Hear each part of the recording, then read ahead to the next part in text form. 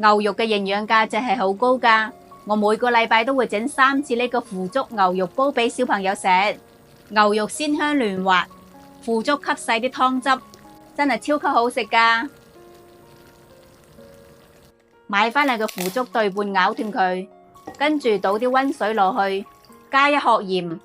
鹽可以加快泡發速度，亦都可以有效咁去除豆腥味，但千祈唔好用滾水嚟淥喎，如果唔係出邊爛咗，個心仲係硬㗎。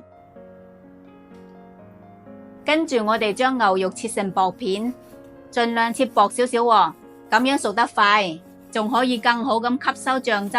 切好之後放落個碗度，淋啲蔥薑水去牛肉嘅腥味，再嚟啲生抽、胡椒粉。重點嚟啦！如果想牛肉食起身好似豆腐咁嫩滑，就要加返啲生粉，然之後將佢哋全部撈勻。生粉會喺牛肉表面形成一層保護膜，鎖住佢嘅水分，呢個就係牛肉嫩滑個關鍵啦。最後淋返一圈花生油落去，等佢醃返15分鐘入味。再準備幾個番茄喺上面界返幾刀，跟住倒啲滾水落去浸佢大概2分鐘。因為番茄含有天然嘅果酸，佢可以分解牛肉嘅纖維，咁樣牛肉食起身自然更加嫩滑啦。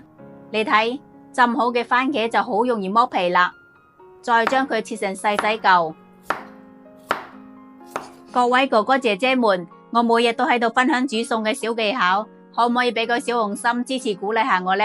下次想食又唔記得點整嘅時候，就可以揾得返我啦。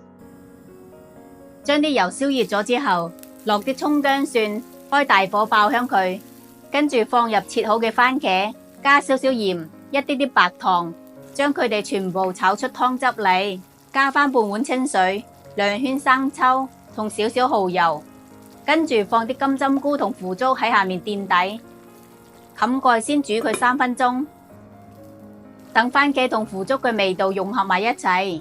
跟住就可以將醃好嘅牛肉平鋪喺腐竹上面，盡量鋪平啲喎，等牛肉容易受熱均勻。再冚蓋焗佢3分鐘就得啦。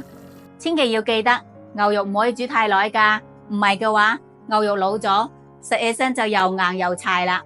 時間到咗，我哋打開個蓋，揼啲蔥花落去就可以開飯啦。